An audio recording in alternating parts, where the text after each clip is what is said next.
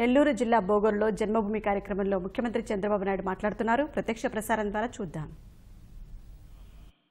ఈ రోజు ఇక్కడికి వచ్చినప్పుడు రాష్ట్రం మొత్తం ఈ యొక్క విలేజ్ డెవలప్మెంట్ ప్లాన్స్ అన్ని ఆన్లైన్ లో పెట్టమన్నాను. లాస్ట్ లో నేను మాట్లాడినప్పుడు టెక్నాలజీ ఏ విధంగా ఉపయోగిస్తున్నామంటే 16,000 గ్రామ సభల్లో ఎక్కడికక్కడ అధికారులంతా విలేజ్ డెవలప్మెంట్ ప్లాన్ కానీ వార్డు డెవలప్మెంట్ ప్లాన్ 2 తయారు చేస్తున్నారు. ఆ 2 కూడా ఇమ్మీడియట్ గా మనకు పంపిస్తున్నారు. ఇప్పుడు మీరు ఇక్కడ డాష్ బోర్డ్ చూస్తున్నారు. అందులో ఎప్పటికప్పుడు అప్డేట్ అయిపోతున్నాయి. అంటే రాష్ట్రంలో టెక్నాలజీ ఎంత సమర్థవంతంగా ఉపయోగించుకుని ఎవరు పనిచేశారు, ఎవరు పనిచేయలేదు, ఎవరు లేట్ అయ్యారు, ఎందుకు లేట్ అయ్యారు, ఇలాంటి విషయాలు కూడా మనం ఆలోచించే పరిస్థితికి వస్తున్నాం, సమీక్షలు చేసుకునే పరిస్థితికి వస్తున్నాం. ఈరోజు సుపరిపాలన దినం. ఒక పాలన ద్వారా, ఒక పరిపాలన ద్వారా ఏ విధంగా పేదవాళ్లకు న్యాయం చేయగలుగుతాం, ప్రజలకు న్యాయం చేయగలుగుతాం అనే విషయాలు మనం మాట్లాడుతున్నాం. నేను ఇక్కడికి వచ్చినప్పుడు మిమ్మల్ని అందరినీ అభినందిస్తున్నాయి. ఈ గ్రామంలో ఒక 2-3 అదనంగా కలెక్టర్ గారు ఇప్పుడే నాకు చెప్పారు. ఈ ఊర్లో మీరు చూస్తే ఒక రెసిడెన్షియల్ స్కూల్ ఇస్తే బాగుంటుంది, గిరిజనులకు అని అడిగారు. తప్పకుండా యానాదులు ఎక్కువ ఉండే జిల్లా ఇది, తప్పకుండా ఇక్కడ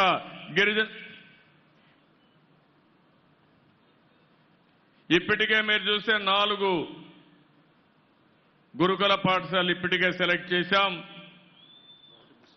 ఒకటి ముస్లిం మైనారిటీకి, ఒకటి బీసీకి, ఒకటి మత్స్యకారులకి, ఒకటి ఎస్సీలకి చేశాం.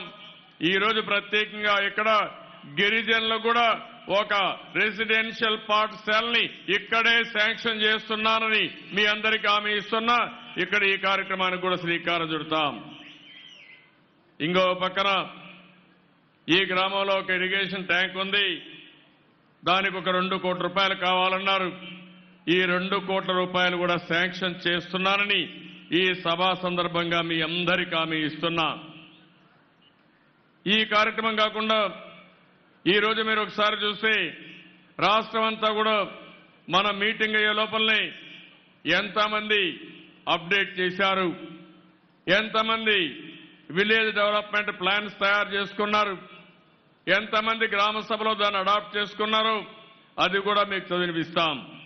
బోగోల్లో వచ్చినప్పుడు నేను మిమ్మల్ని అందరిని అడుగుతున్నా, ఈ గ్రామ స్థాయి అభివృద్ధి కార్యాచరణ ప్రణాళిక ఇది 14 నుంచి 18 వరకు ఏం చేశాం, 19వ సంవత్సరం ఆ వివరాలన్నీ ఇచ్చాం.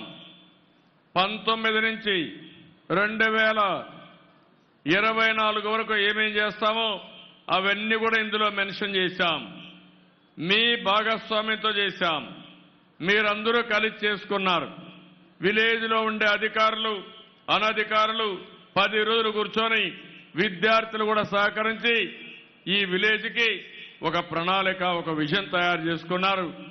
ఇప్పుడు మీ అందరి సమక్షంలో దీన్ని ఆమోదిస్తున్నాం. ఈ గ్రామ సభ ఆమోదించి దీని అమలుకు చిత్తశుద్ధితో ఈ ప్రభుత్వం పనిచేస్తుంది. మీరు కూడా ఈ ప్రణాళిక ఆమోదించినట్టు గట్టిగా చప్పట్లు కొట్టి మీ ఆమోదాన్ని ఈ గ్రామస్తులు తెలియజేయాలి. ఇప్పుడు ఈ గ్రామ స్థాయి అభివృద్ధి కార్యాచరణ ప్రణాళిక కూడా మనం అమలు చేసుకుంటాం. రెండోది మీరు చూసి ఇది ఒక చరిత్ర.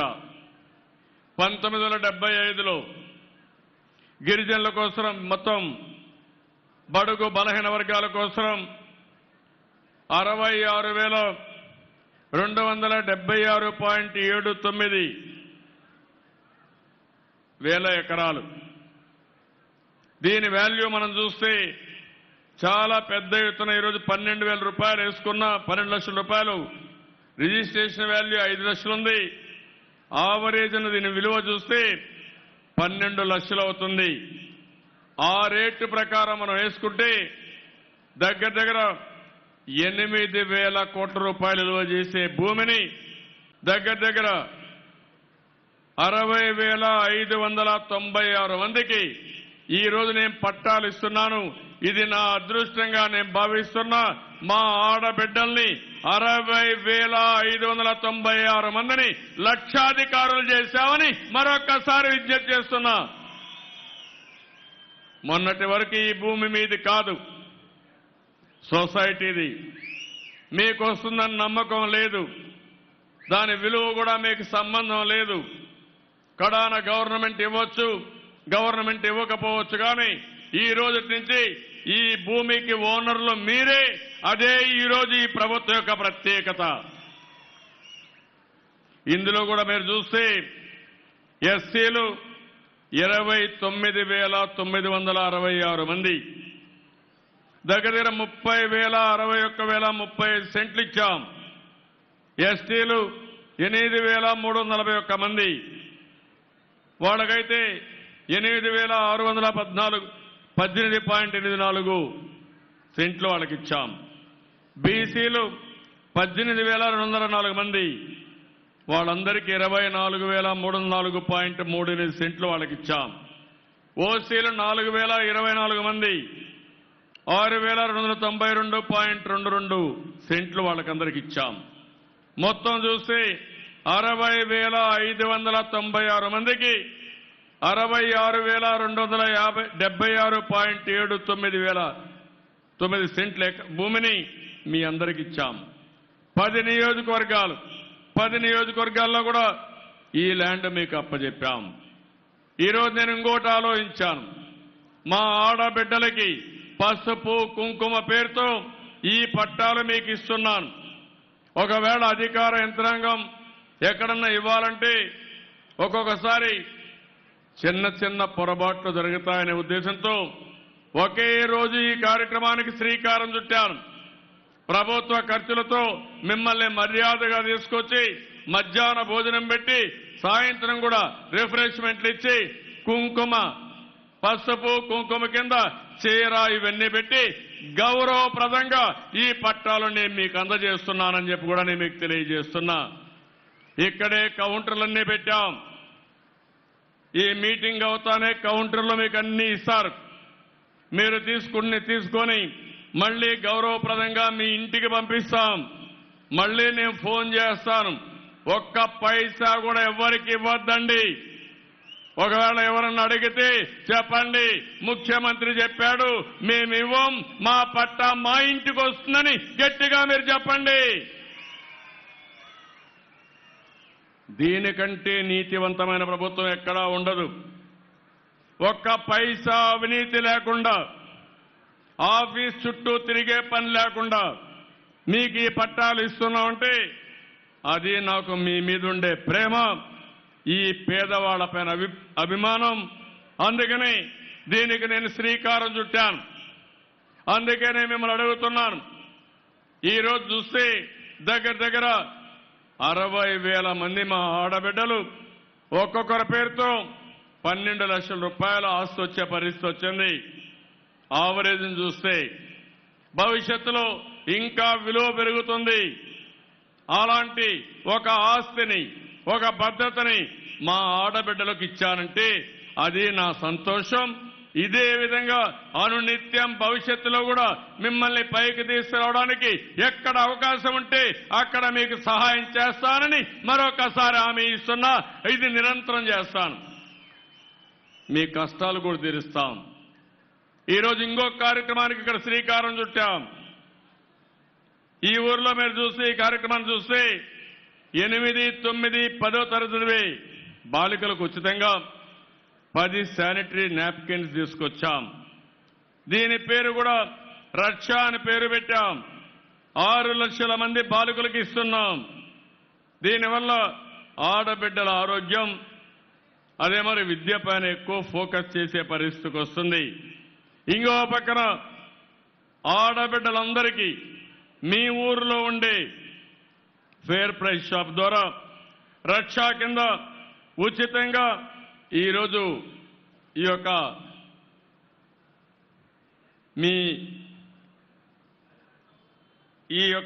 మీరు ఏదైతే మెన్సెస్ అప్పుడు ఆడుకుంటారో దీన్ని మీకు అందరికీ అప్పచెప్తున్నామని చెప్పి కూడా నేను మీకు తెలియజేస్తున్నాను. శానిటరీ నాప్కిన్స్ ఇది ఎక్కడా దేశంలో లేదు. 120 కోట్ల రూపాయలు ఖర్చు అవుతుంది. ఆడవాళ్ళకు అవసరం, లేకపోతే ఈ శానిటరీ నాప్కిన్ లేకపోతే చాలా వరకు ఎప్పుడన్నా బ్లీడింగ్ వచ్చినప్పుడు బట్టలన్నీ ఖరాబు కావడం, దానివల్ల అనేక విధాలుగా ఇబ్బంది పడడం, మళ్ళా అక్కడ చూస్తే అశుభ్రమైన వాతావరణాలు ఉండడం, ఇవన్నీ జరిగాయి. ఈ రోజు నుంచి ఈ సమస్య ఉండదు. ఈ శానిటరీ నాప్కిన్ ద్వారా మీకు ఒక ప్రత్యేకంగా మెన్సెస్ అయినప్పుడు ఎలాంటి సమస్యలు లేకుండా ముందుకు పోయే అవకాశం వస్తుంది. అందుకే దీనికి పేరు కూడా రక్ష అని పేరు పెట్టాను. నా తెలుగింటి ఆడపడుచులకి నేనిచ్చే మరో కానుక ఈ రక్ష అని మరొక్కసారి మీ అందరికీ విజ్ఞప్తి చేస్తున్నాను. ఈరోజు ఇంకో పక్కనే మీరు చూస్తే పొట్టి శ్రీరాముల విగ్రహం ఈరోజు మనం ఇనాగరేట్ చేసుకున్నాం. జువ్వల దినిలో పొట్టి శ్రీరాముల విగ్రహం పెట్టుకున్నాం. అక్కడ ఆయన ఉన్నాడు. మనందరికీ తెలుగు రాష్ట్రం కోసం పోరాడాడు, ప్రాణాలు అర్పించాడు, అమర వీరుడయ్యాడు. అలాంటి వ్యక్తిని గుర్తుపెట్టుకోవడానికి, ఆయన ఉన్న గ్రామాన్ని బాగు చేయడానికి దగ్గర 110 కోట్ల రూపాయలు ఖర్చు పెట్టి ఒక ఆదర్శ గ్రామంగా తయారు చేస్తున్నామని చెప్పి కూడా నేను మీకు తెలియజేస్తున్నా. ఈ 4 కార్యక్రమాలు కూడా ఒక వినూత్నమైన కార్యక్రమాలు. అది ఈ భోగోల్లో చేయడం చాలా సంతోషంగా నేను భావిస్తున్నా. ఈరోజు రాష్ట్రం అంతా కూడా ఈరోజు ఈ మీటింగ్లో ఉన్నారు. చివరి రోజు ఏదైతే జన్మభూమి మా ఊరు కార్యక్రమం జరిగే చివరి రోజు, ఈ చివరి రోజు నేను చూశాను. ఒకప్పుడు జన్మభూమి కార్యక్రమం పెడితే 40-50 లక్షల పిటిషన్లు వచ్చి ఎక్కడ కూడా మా పని ఏమైందని చాలా మంది ఆవేదన, బాధపడేవాళ్లు. మీటింగ్ కూడా సరిగా జరిగేది కాదు. కానీ ఈరోజు నేను గర్వంగా చెప్పగలుగుతున్నాను, 4.5 సంవత్సరాలుగా ఈ ప్రభుత్వం మీకోసం పనిచేశాం. రాత్రింబగుళ్ళు పనిచేశాం.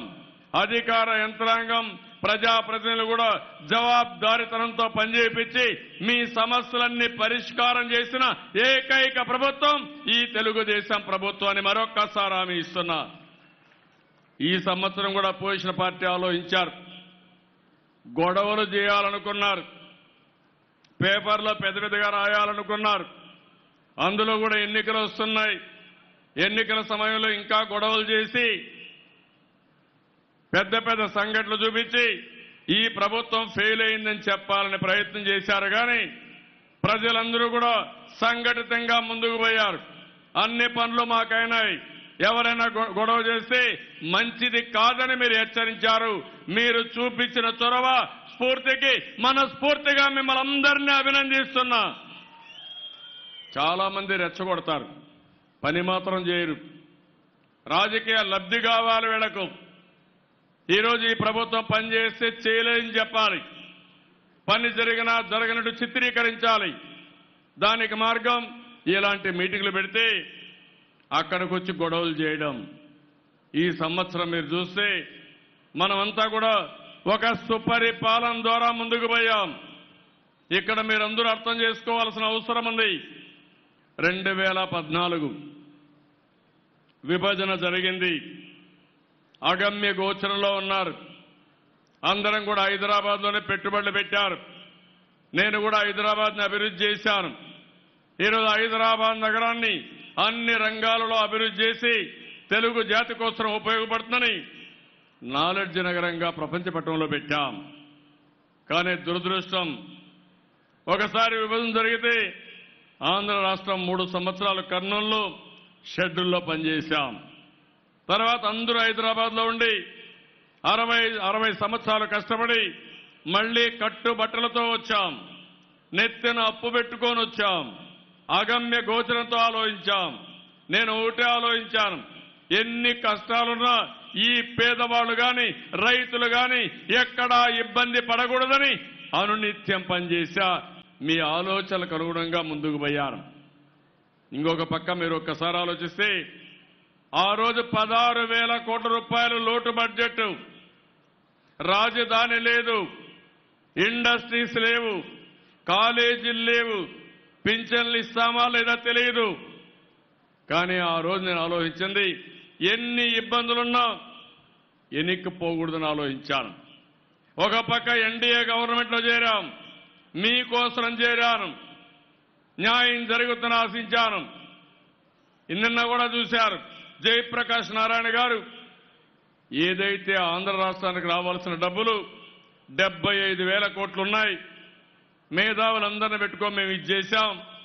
ఇంకో పక్క పోలవరం డబ్బులు రావాలి, అది కూడా జాతీయ ప్రాజెక్టు, ఇవి రెండు రావాలని చాలా స్పష్టంగా రిపోర్ట్ ఇచ్చాడు.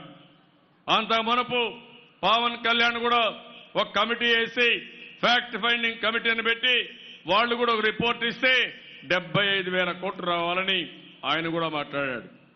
ఈరోజు పేపర్లో చూశారు, కేంద్రం నుండి ఆర్థిక శాఖ డబ్బులు ఇవ్వడానికి సిద్ధంగా ఉన్నారు.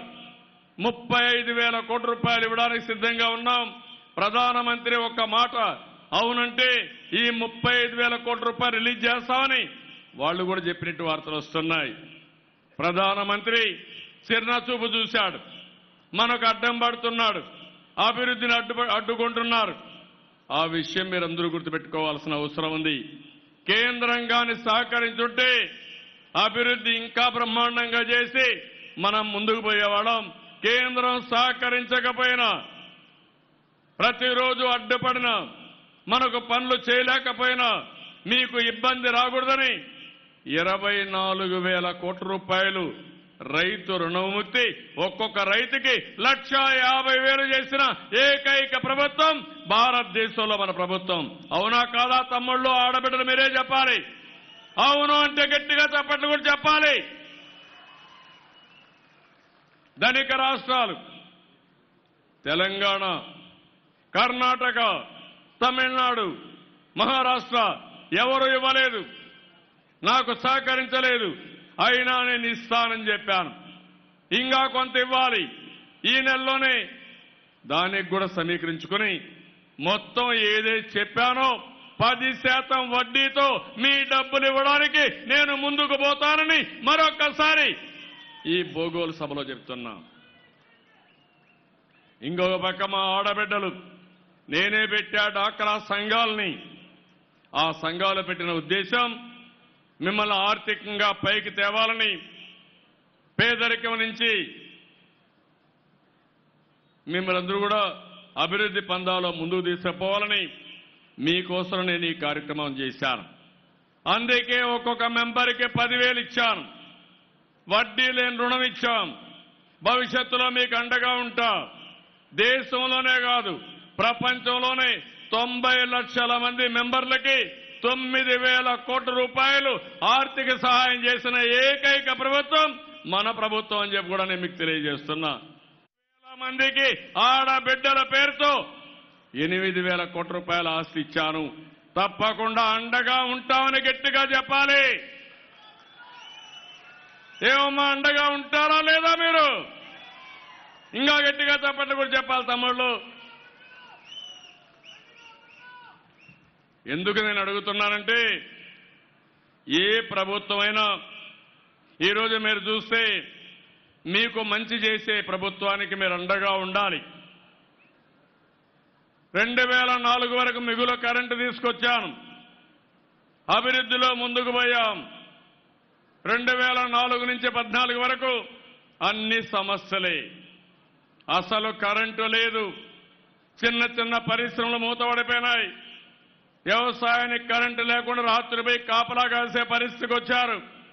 తాగేదానికి నీళ్ల కోసం కూడా కరెంటు లేని పరిస్థితి.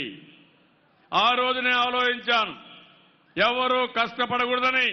2 నెలల్లో మీరు చూశారు, కరెంటు కొరత లేకుండా చేసి ఈ రోజు మిగులు కరెంటు వచ్చింది. ఇంకొక మాట కూడా చెప్పాను, కరెంటు ఛార్జీలు పెంచమని చెప్పిన ఏకైక ప్రభుత్వం భారతదేశంలో ఈ తెలుగుదేశం ప్రభుత్వం. ఆ విషయం చూసుకోవాలి. సమర్థత పెంచాం, పగడ్బందీగా పనిచేస్తున్నాం, విద్యుత్ కొరత లేదు, నాణ్యమైన కరెంటు రేట్లు పెంచకుండా మీకు ఇచ్చే పరిస్థితికి వచ్చాం. ఇంకో పక్క ఎప్పుడో ఇవ్వడం కాదు, మేము జూన్ నెలలో ప్రమాణ స్వీకారం చేసి అక్టోబర్ నుంచి ఎవరైతే ఆ రోజు ఒక మాట చెప్పాను, ముసలి వాళ్ళకు కానీ, వృద్ధులకు కానీ, వితంతువులకు కానీ, దివ్యాంగులకు ఒక హామీ ఇచ్చాను. మీరు అధైర్యపడద్దండి, మీకు అండగా నేనుంటానని చెప్పి అక్టోబర్ నుంచి 200 రూపాయలు 5 రెట్లు 1000 రూపాయలు చేసి మీకు అండగా నిలబడిన ప్రభుత్వం ఈ ప్రభుత్వం. చాలా మంది నేను గుర్తుపెట్టుకోవాలి, మీ పిల్లలు చూడకపోయినా ఆ రోజు ఒక మాట చెప్పాను, పెద్ద కొడుకుగా ఉంటానని చెప్పి ఉద్యోగస్తులకు ఎట్లయితే జీతాలు వస్తాయో అదే తరహాలో మీ ఇంటికి 1000 రూపాయలు పంపించిన ఏకైక ప్రభుత్వం ఈ తెలుగుదేశం ప్రభుత్వం. నిన్న మొన్న నేను చూశాను, కొన్ని గ్రామాలకు పోయినప్పుడు జన్మభూమిలో చూశాను, ఈ ముసలి వాళ్ళు కానీ, వృద్ధులు కానీ, అదే మరి వితంతువులు కానీ, ఈ పెన్షన్లు వచ్చే వాళ్ళందరినీ చూశాను. నాకు ఎంత ఆనందం కలిగిందంటే వాళ్ళు చాలా సమస్యలు, కొంతమందికి డబ్బులు, మెడిసిన్స్ కూడా డబ్బులు లేని పరిస్థితి, ఒక పక్క వయస్సు, ఇంకో పక్క అనారోగ్యం, ఇంకో పక్క చూసుకునేవాడు లేకుండా అవస్థపడ్డారు. అందుకే నేను ఆలోచించాను, ఆ రోజు 5 రెట్లు పెంచాను, ఈ రోజు మళ్లీ ఆలోచిస్తున్నాను. మీ అందరికీ హామీ ఇస్తున్నా, రాబోయే నెల ఫిబ్రవరి నుంచి ప్రతి ఒక్కరికి 2000 రూపాయలు పింఛన్ ఇస్తానని మరొక్కసారి అనౌన్స్ చేస్తున్నా. ఇది సంక్రాంతి ఈ సంక్రాంతి కానుక మీ అందరికీ. ఎంతైనా పర్వాలేదు, నాకు కావాల్సింది పేదవాళ్లే కావాలి. అందుకే ఆలోచించాను, ఎప్పటికప్పుడు ఆలోచిస్తున్నా, మిమ్మల్ని ఆదుకుంటా. అందుకనే ఇంకోటి ఆలోచించాను, 2019 మొదటి సంవత్సరం, ఇది నూతన సంవత్సరం, ఇక్కడ కూడా 1000 రూపాయలు కలిసి ఫిబ్రవరిలో 3000 రూపాయలుగా ఇచ్చి ఆ తర్వాత 2000 రూపాయలు ఇస్తాను.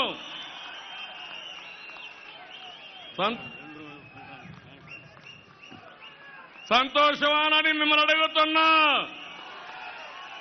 ఏం తమ్ముళ్ళో సంతోషం మీకు అడుగుతున్నా. మీ ఊర్లో అభాగ్యులకి ఇబ్బంది లేకుండా చేయాలని నేను కష్టపడేది మీకోసం.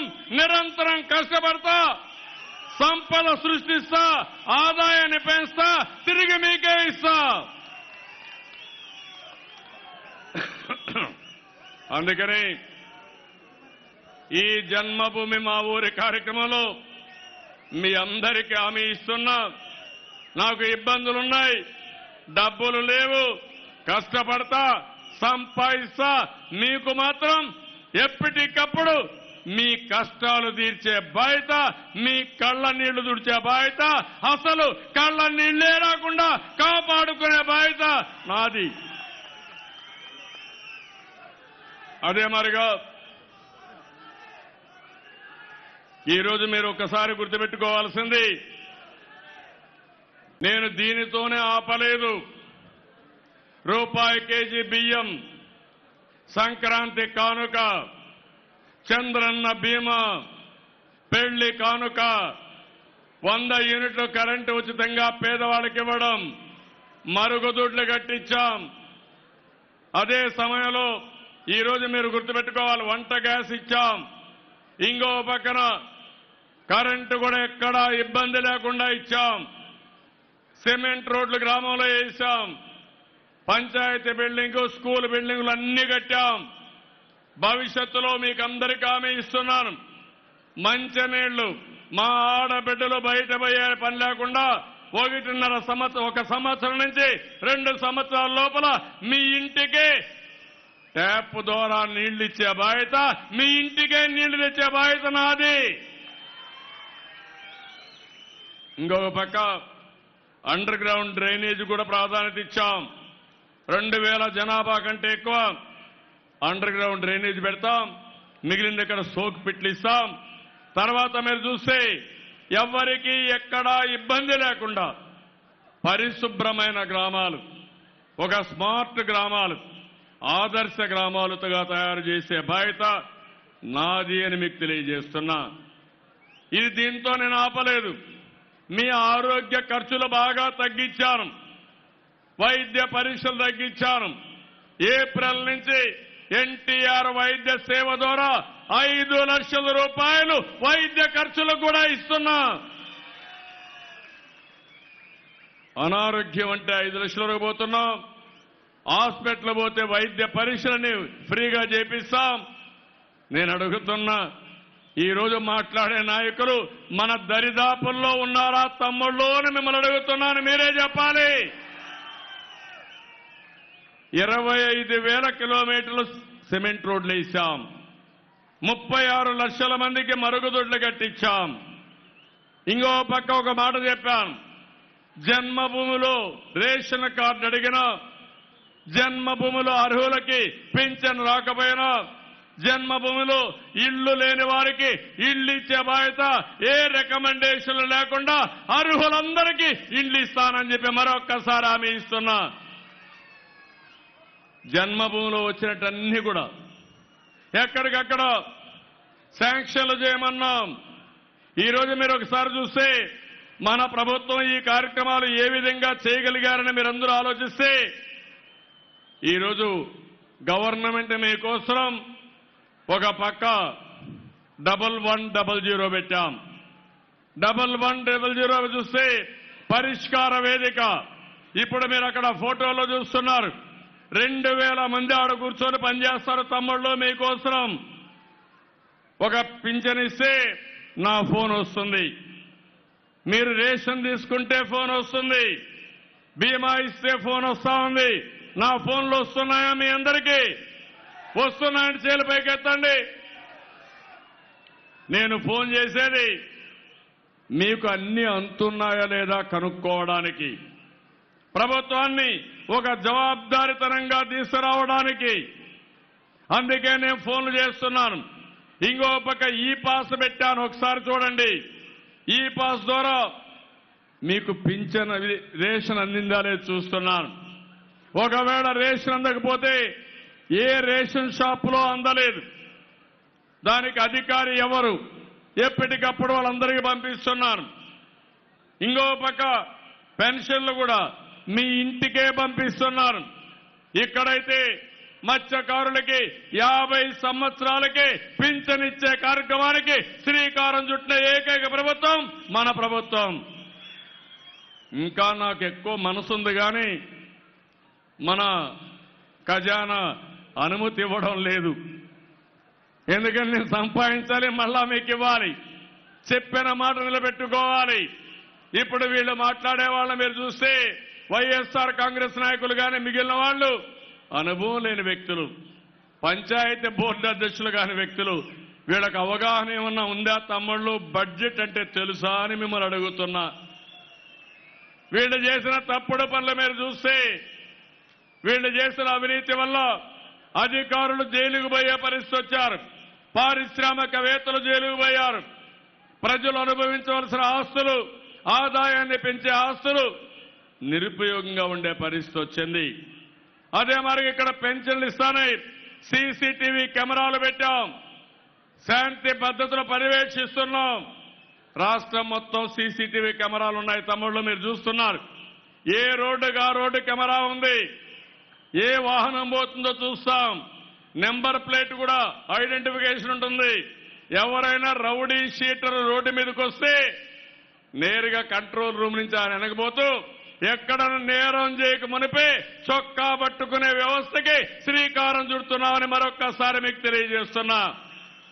ఎవరి పోకిరి వాళ్ళు ఉండరు, ఇంకా ఉంటే వాళ్ళ కద్దేలస్తా. అదే మరిగా రౌడీ చేసే రౌడీ నాయకులు కూడా ఉండరు, ప్రజాసేవలో ముందుకు పోతే ఉంటారు. అందుకే మీరు చూడండి, ప్రతి ఒక్క ఊర్లో కెమెరాలు పెట్టేశాం. ఆ ఊర్లో మీరు చూస్తే ఫేషియల్ రికగ్నిషన్ కానీ, మెంబర్ ప్లేట్లు కానీ, కడాన అటు ఇటు వాహనం పోతే రాంగ్ సైడ్ పోయినా, రాంగ్ డైరెక్షన్ లో వాహనాలు తిప్పినా అన్ని రికార్డు అయిపోతాయి. భవిష్యత్తులో ఒక మంచి పరిపాలన, లా అండ్ ఆర్డర్ని పర్ఫెక్ట్గా చేస్తాం. అదే సమయంలో ఆర్టీజీఎస్ కూడా ప్రజల ఫిర్యాదులన్నీ ఆర్టీజీఎస్కి వస్తాయి. మీరు ఇవన్నీ కూడా పర్యవేక్షిస్తారు. వాళ్ళు ఏదొచ్చినా ఇమ్మీడియట్గా డేటా పెట్టుకుని దాన్ని బట్టి ఇది అర్హత ఉంది, ఇది అర్హత లేదని చెప్తారు. అది చెప్పిన తర్వాత నేరుగా మీరు ఒకసారి చూస్తే క్షేత్రస్థాయిలో మన అధికారులు పరిశీలిస్తారు. రియల్ టైంలో అన్ని శాంక్షన్ చేస్తారు. ఎన్నో జన్మభూములు జరిగాయి. ఆ జన్మభూమి సమయంలోనే సమస్యలు ఎప్పుడూ పరిష్కారం చేయలేదు. ఈ రోజు నేను గర్వంగా చెప్పగలుగుతున్నాను, రేపు ఉదయం మళ్లీ ప్రెస్ కాన్ఫరెన్స్ పెట్టి ఈ జన్మభూమిలో ఎన్ని ఫిర్యాదులు వచ్చాయి, ఎంతమందికి అర్హత ఉంది, అర్హత ఉన్న వారందరి సమస్యల పరిష్కారం చేశామని చెప్పే అవకాశం నాకుంది. మీరు కూడా అర్హులు ఎవ్వరూ భయపడవలసిన అవసరం లేదు. మీరు నాకు అండగా ఉండండి. మీకు ఏ పని కావాలన్నా చేసే బాధ్యత ఈ పార్టీదని మరొక్కసారి మీకు హామీ ఇస్తున్నా. ఇంకొక పక్క మన పిల్లల్ని బాగా చదివించడానికి డిజిటల్ క్లాస్ రూములు పెట్టాం, వర్చువల్ క్లాస్ రూములు పెట్టాం. ఆడుతూ పాడుతూ చదువుకోవాలి. మధ్యాహ్న భోజనం కానీ ఇవన్నీ పెడుతుంది. ఈరోజు డిజిటల్ క్లాస్ రూములు చూస్తే ప్రపంచంలో ఎక్కడా లేని విధంగా ఈ వర్చువల్ క్లాస్ రూములు తీసుకొచ్చామని చెప్పి కూడా నేను మీకు తెలియజేస్తున్నా. ఈరోజు అందుకనే దీనివల్ల చాలా వరకు జవాబుదారీతనం పెరుగుతుంది. ఇంకో పక్క మీరు ఒకసారి చూస్తే సాంకేతిక పరిజ్ఞానం వల్ల చాలా వరకు సమస్యలు పరిష్కారం అవుతాయి. ఒకప్పుడు మీరు గుర్తుపెట్టుకోవాలి, ఏ ఊరికైనా పోవాలంటే డిస్టెన్స్ ను బట్టి మనకుండే అనుకూలమైన రవాణా సౌకర్యాన్ని ఉపయోగించుకునేవాళ్ళం. ఈరోజు పోలవరం చూడండి. ఇక్కడ పోలవరం మీరు చూస్తే ఏం జరుగుతుందో రియల్ టైంలో ఆర్టీజీ నుంచి మనం పర్యవేక్షించే అవకాశం ఉంది. ఈరోజు ఎన్నో ఇబ్బందులు వచ్చాయి. 64% పనులు అయిపోయినాయి. మొన్ననే మీరు చూశారు, ప్రపంచంలో ఎక్కడా లేని విధంగా ఒకే రోజు 33,315 క్యూబిక్ మీటర్లు కాంక్రీట్ పనులు చేసి గిన్నిస్ రికార్డు ఎక్కిన ఘనత ఒక్క ఆంధ్రప్రదేశ్కే దక్కింది. ఇది ప్రపంచ చరిత్ర. గేట్లు కూడా పెడుతున్నాం. నేను ఒకటే చెప్పాను, కేంద్రం డబ్బులు ఇవ్వాలి, అయితే ప్రాజెక్టు ఆగదు. తప్పకుండా రాబోయే రోజుల్లో మే నెల లోపల ప్రాజెక్టు పూర్తి చేసే బాధ్యత, గ్రావిటీతో నీళ్లిచ్చే బాధ్యత తీసుకుంటాం. డిసెంబర్కు అన్ని పనులు పూర్తి అవుతాయి. అదే సమయంలో కృష్ణా గోదావరి 2 నదులను అనుసంధానం చేశాం పట్టిసీమ ద్వారా. ఇప్పుడు నాకు ఇంకొక ఆలోచన ద్వారా గోదావరి పెన్నా అనుసంధానం చేస్తున్నాం. పెద్ద దిక్కుగా మీకు అండగా ఉంటాను. అందరికీ ఇళ్లు కట్టిస్తానని మరొక్కసారి ఈ భూగోళంలో మీకు హామీ ఇస్తున్నా. ఒక జన్మభూమిలో వచ్చిన అప్లికేషన్లే కాకుండా ఇంకా ఏదైనా ఉంటే అవన్నీ చేస్తాం. ఇప్పుడు మీరు ఈ స్క్రీన్లో చూస్తే డాష్ బోర్డు పెట్టుకుని అన్ని పనులు ఎట్లా అవుతున్నాయో నేను ఎక్కడున్నా నా దృష్టికి తీసుకొచ్చే విధంగా మనం ముందుకు పోతున్నాం. ఇది సుపరిపాలన. ఈరోజు నేను కొత్త పాలసీ తీసుకొచ్చాను. సమర్థవంతమైన పాలన ఇచ్చాను, సుపరిపాలన ఇచ్చాను. ఇంకొక అడుగు ముందుకేసి వయాడక్ట్ అనే పాలసీ తీసుకొచ్చాను. ఇది ఒక మంత్రం. వయాడక్ట్ అంటే మనందరికీ మనం 5 సంవత్సరాల్లో ఏ విధంగా ఉండాలో ఒక దూరదృష్టి ఉండాలి. అదే విజన్. ఇంకో పక్క ఐ అనేది ఇన్నోవేషన్. ఈరోజు మీరు చూశారు, రాజధానికి నాకు డబ్బులు లేవు, నేను కట్టకూడదు, కట్టలేననుకుంటే కట్టలేను. కానీ నేను ఆలోచించాను, డబ్బులు లేకపోయినా పర్వాలేదు, సాధించాలని ముందుకు పోయాను. ఒకే ఒక పిలిపిచ్చాను. రైతులకు చెప్పాను, మీరు భయపడద్దండి, మీకు న్యాయం చేస్తాను. మీరు భూమి ల్యాండ్ పూలింగ్లో నాకు ఇవ్వండి, మీకు మంచి పాలసీ ఇస్తానంటే నన్ను నమ్మి 34,000 ఎకరాలు భూమి ఈ ప్రభుత్వానికి ఇచ్చారంటే అది ఈ ప్రభుత్వం పైన నమ్మకం. ప్రపంచంలో ఏదైనా నమ్మకంతోనే అవుతాయి తమ్ముళ్ళు, ఆడబిడ్డలు, మీరు గుర్తుపెట్టుకోవాలి. 30,000 ఎకరాలు వచ్చిన తర్వాత సింగపూర్కి వెళ్ళాను. ఆ గవర్నమెంట్ అడిగాను, నాకు సమయం ఎక్కువ అవుతుంది, మీరు సహకరించండి, మీరు నాకు అభిమానంగా ఉన్నారు, మా రాష్ట్రానికి సహకరించమని నేను ఒక్క మాట కోరితే వాళ్ళు ముందుకొచ్చి ఒక్క పైసా తీసుకోకుండా సెంట్రల్ కేబినెట్ లో పెట్టి ఉచితంగా మాస్టర్ ప్లాన్ డీటెయిల్స్ తయారు చేశారు. అక్కడి నుంచి ఇది వాస్తవమైంది. ఇప్పుడు నేను హామీ ఇస్తున్నా, పేదవాడ కళ్ళ రాజధాని మన రాజధాని, బ్రహ్మాండ రాజధాని కడతాం. అమరావతి దేవతలుండే స్థానం అని మనం అందరం అనుకుంటాం. అలాంటి ఒక బ్రహ్మాండమైన నగరాన్ని, ప్రపంచమే మెచ్చే నగరాన్ని, తెలుగువారు ఆత్మగౌరవంగా ఫీల్ అయ్యే నగరాన్ని నిర్మాణం చేస్తానని కూడా మీకు హామీ ఇస్తున్నా. పేదవాళ్ల కోసం ఇప్పటికీ అందరికి ఇళ్లు కట్టించాం. ఎవరైనా ఇక్కడి నుంచి అక్కడికి వెళితే రాజధానిలోని అవకాశాలతో సెటిల్ కావాలనుకుంటే ఇంకొక 50,000 ఇండ్లు రాజధానిలో కట్టేయడానికి 500 ఎకరాల భూమిని ఇప్పటికే రిజర్వ్ చేసుకుంటున్నాం. అది ప్రజా రాజధాని, ప్రజల యొక్క కళ. ఈ రాజధానిలో మీ అందరి భాగస్వామ్యం ఉండాలి. అది కూడా ఉంటుందని నేను ఆశిస్తున్నా. మీ ఆశీస్సులు కావాలి. నరేంద్ర మోడీ మారిగా మీరు మట్టి నీళ్ళిచ్చి చేతులు దులుపుకోవద్దండి, మీరు సహకరించమని మిమ్మల్ని కోరుతున్న. నరేంద్ర మోడీ గారు మోసం చేశారు. నమ్మకంతో నేను పిలిచాను.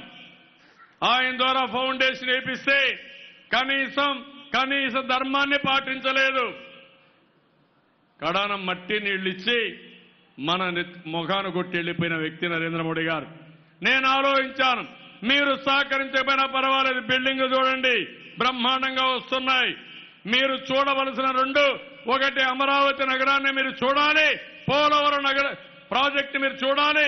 చూస్తామని కూడా గట్టిగా చప్పట్లు కొట్టి మీరు చెప్పాల్సిన అవసరం ఉంది. ఈ జీవితంలో ఒక అవకాశం ఇది. నగరం కట్టినాకపోవచ్చు, పోలవరం అయినాకపోవచ్చు, నాగార్జున సాగర్ చూడొచ్చు, కానీ ఈరోజు మనందరికీ ఒక అవకాశం.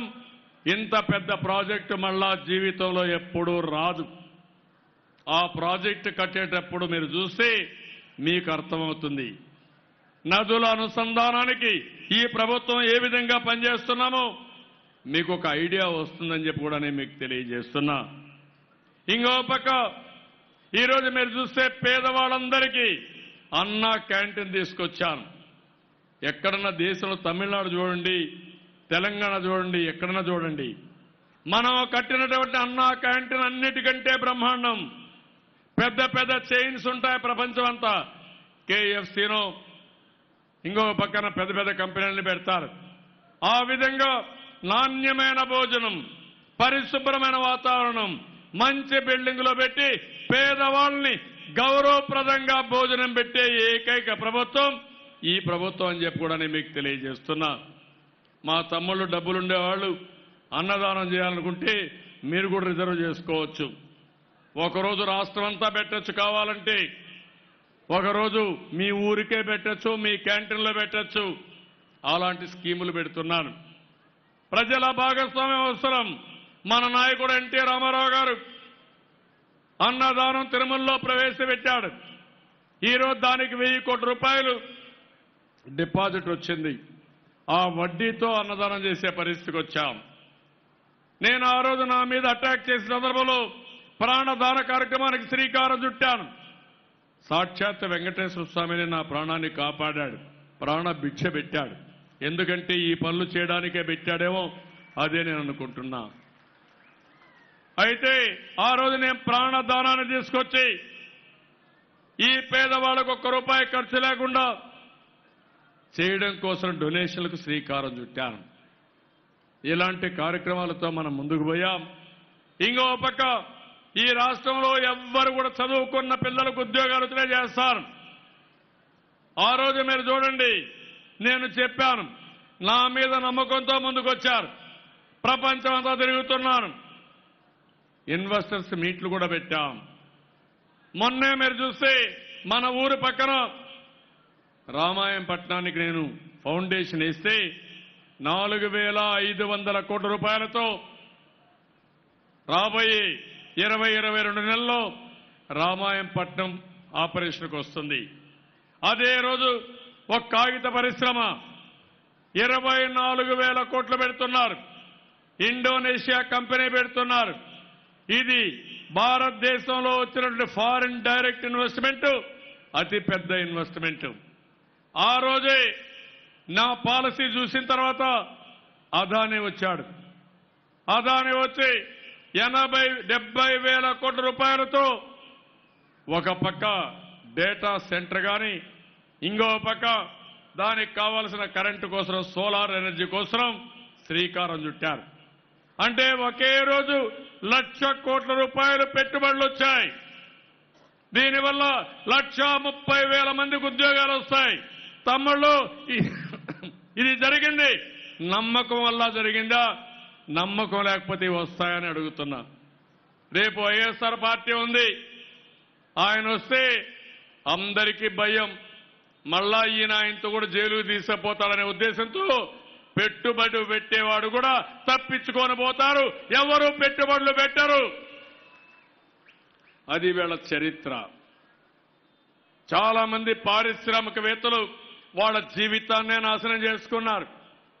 కొంతమంది అధికారులు వీళ్ళు చెప్పిన మాటలని వాళ్ళు కూడా జైలుకు పోయే పరిస్థితికి వచ్చారు.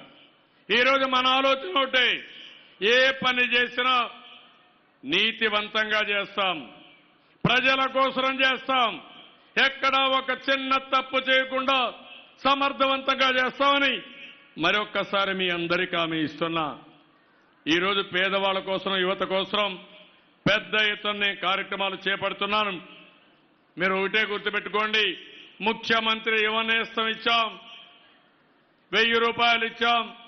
అదే సమయంలో ఎవరైతే యువతున్నారో మీకు నైపుణ్యం పైన శిక్షణ ఇచ్చి ఉద్యోగాలు పెద్ద ఎత్తున ఇవ్వడానికి ముందుకు పోతున్నాం.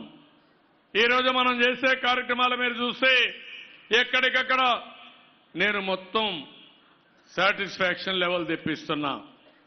ఇదే సాటిస్ఫాక్షన్ లెవెల్ అన్ని గ్రామ సభల్లో చదివారు, ఆన్లైన్లో ఉన్నాయి. మీరు ఏ అధికారి ఏ కార్యక్రమాన్ని సమర్థవంతంగా చేస్తున్నారా లేదా అని మీ ముందర పెడుతున్నాను. మళ్ళీ దాన్ని ఏదైనా ఉంటే ఇంప్రూవ్మెంట్ చేస్తున్నాం. నా ఆలోచన ఈరోజు మీరు ఒక్కసారి గుర్తుపెట్టుకోవాలి. ఎవరైనా ప్రయాణం చేయాలనుకుంటారు, మన దగ్గర డబ్బుల సమస్య కూడా ఉంటాయి. అదే సమయంలో ఒక ఊరు నుంచి ఇంకొక ఊరికి నడిచిపోలేం. అందుకే మనం అనుకుంటాం వీలైతే బస్సులో పోతాం, ఇంకొంచెం డబ్బులుంటే ట్యాక్సీలో పోతాం, ఇంకా కారు ఉంటే మన సొంత కారులో పోతాం, ఇంకా బాగా రవాణా సౌకర్యం ఉంటే ట్రైన్లో పోతాం, ఇంకా కొంతమంది విమాన సదుపాయాలుంటే విమానాల్లో పోయి చూసుకొని మళ్ళా సాయంత్రానికి ఇంటికి వస్తారు. నేను అదే ఆలోచిస్తున్నా. ఈ పేదవాడకి ఎలాంటి ఇబ్బంది లేని పరిపాలన ఇవ్వాలి, నీతివంతమైన పాలన ఇవ్వాలి. నేను పెట్టే సంక్షేమ కార్యక్రమాలు ఒక్క రూపాయి కూడా అవినీతి జరగకుండా నేరుగా మీకు అందించాలని ఈరోజు టెక్నాలజీ ఉపయోగించాను. తమ్ముళ్ళు, ఈ విషయం మీరు గుర్తుపెట్టుకోవాలి, మా ఆడబిడ్డలు గుర్తుపెట్టుకోవాలి. రేపు రాబోయే రోజుల్లో ఇంటికి ఒక స్మార్ట్ ఫోన్ ఇస్తాను, అది కూడా చర్చలు చేస్తున్నాను. ఆ స్మార్ట్ ఫోన్ వస్తే మీరు ఎవ్వరి దగ్గరికి పోయే పని లేకుండా మీ ఇంట్లో కూర్చొని అన్ని పనులు మీరు చేసుకునే రోజు తొందరలోనే వస్తుంది. అది నా ఆలోచన. దేశంలో ఎవ్వరూ చేయలేదు. ఆ విషయం మీరు గుర్తుపెట్టుకోవాల్సిన అవసరం ఉంది. ఎందుకు నేను ఇవన్నీ వాడుతున్నానంటే 40 సంవత్సరాల రాజకీయాల్లో ఉండే నాకు 35 సంవత్సరాల్లో ఎన్ని పనులు చేయగలిగానో ఇప్పుడు అన్ని పనులు చేశాను. రెండవది, అప్పుడు ఏవైతే చెప్పామో అవి కొన్ని చేయలేకపోయిన దానికి కారణం టెక్నాలజీ ఇవి లేకుండా అవస్థపడ్డాం. ఈరోజు మీరు చూస్తే అవన్నీ కూడా ఈరోజు మనం చేయగలుగుతున్నాం. అందుకని ఈరోజు మనం గుర్తుపెట్టుకోవాల్సింది, ఈరోజు జన్మభూమిలో మీరు చూస్తే ఒక సందేశం కూడా ఒకటి వచ్చింది. ఒక అతను రాశాడు, ఒక అతను రాస్తే ఏం రాశాడంటే మీరు చూస్తే ఒక 5-6 సమస్యల్ని రాస్తూ కొన్ని మెసేజ్లు కూడా పెట్టారు. ఆ మెసేజ్లు మీరు చూస్తే మీకేం సార్, మీరు బాగా వాళ్ళ యొక్క ఆవేదన, ప్రజల ఆవేదన ఇది సోషల్ మీడియాలో సర్క్యులేట్ చేస్తున్నారు. మీకేం సార్, మీరు బాగానే ఉంటారు, మేము నాశనం అయిపోతాం, అందుకే మీరు రావాలి, మళ్లీ మీరే రావాలని ప్రతి ఒక్కరూ కోరుకుంటూ ఎక్కడికక్కడ నాకు ఆశీర్వాదాలు ఇస్తున్నారు. కడాన ఇప్పుడు మీరు చూస్తే శత్రువులంతా చివరికి 135 కోట్ల ప్రతినిధిగా ఉండాల్సిన ప్రధాని కూడా స్థాయి మరిచి మీ మీద కత్తిగట్టారు, రాష్ట్రం మీద కత్తిగట్టారు. మీకేం సార్, మీరు ఏమీ కోల్పోరు, మీకు ఇంకేం పదవి కావాలి కనుక అని చెప్పి ఇంకొక ఆయన. కానీ మా పిల్లల తర్వాత తరతరాలు శాశ్వతంగా నష్టపోతాం సార్, కాబట్టి మీరే రావాలి మా పిల్లల భవిష్యత్తు కోసమని ఇంకొకరు ఆవేదన. ఆ విషయం మీరు గుర్తుపెట్టుకోవాల్సిన అవసరం ఉంది. ఇంకొక ఆయన మాట్లాడుతూ ఇంకొక అతను ఇచ్చింది, దేశ సార్వభౌమాధికారానికే ప్రమాదం వాటిల్లిన ఈ తరుణంలో దేశంలో నాశనం అవుతున్న వ్యవస్థలు తిరిగి గాడిన పెట్టాలని మీరు మళ్లీ రావాలి. ఆ వ్యవస్థల కోసం అభివృద్ధి వైపు అడుగులు వేస్తున్న రాష్ట్రాన్ని అవినీతికి, అరాచకానికి, అటవిక పాలన వైపు పోకుండా ఉండాలంటే మీరే రావాలి, అభివృద్ధి కోసం మీరే రావాలని ఇంకొక ఆవేదన. ఈ విధంగా చాలా మంది మెసేజ్లు ఇస్తున్నారు. నేను అందుకే మిమ్మల్ని అడుగుతున్నా, ఇప్పుడు ఎందుకు ఈ మాట మిమ్మల్ని అడుగుతున్నానంటే, నేను 4.5 సంవత్సరాలు మీకోసం కష్టపడ్డా, రాత్రింబగుళ్ళు పనిచేశా. మళ్లీ ఈ కష్టం కుక్కల జింపిన విస్తరి కాకూడదంటే మళ్లీ తెలుగుదేశం పార్టీ రావాలి, అధికారంలోకి రావాలన్నా లేదా అని మిమ్మల్ని అడుగుతున్నా. రావాలంటే మీకు బాధ్యత లేదా అని మిమ్మల్ని అడుగుతున్నా. గాడి తప్పిన పాలన ఘాట్లో పెట్టాం. కష్టాల్లో ఉండే రాష్ట్రాన్ని ఒక పక్క మీరు చూస్తే నరేంద్ర మోడీ గారు, మనం ఏమడిగాం ఆయన్ని, విభజన చట్ట హామీలను నెరవేర్చమన్నాం. ప్రత్యేక హోదా పార్లమెంట్లో ఒప్పుకున్నారు కాబట్టి ఇమ్మమన్నాం. అందుకే పొత్తు పెట్టుకున్నాం. కానీ పొత్తు పెట్టుకున్న తర్వాత మనకు నమ్మక ద్రోహం చేసే పరిస్థితికి వచ్చారు. అడిగాం, తిరిగాం, అడుక్కున్నాం, స్పందించకపోతే మార్గం లేకుండా గట్టిగా అడిగాం. అప్పటికీ ఒప్పుకోకపోతే మంత్రులు రాజీనామా చేశాం. తర్వాత మీరు చూస్తే మనం ఎన్డీఏ నుంచి బయట వచ్చాం, అవిశ్వాస తీర్మానం పెట్టాం. భారతదేశ చరిత్రలో ఒక రాష్ట్రం కోసం దేశంలో ఉండే అన్ని పార్టీలు కలిసి పోరాడిన సంఘటన ఒక్క మనకే దక్కింది, మన రాష్ట్రానికే దక్కిందని చెప్పి కూడా నేను మీకు తెలియజేస్తున్నా.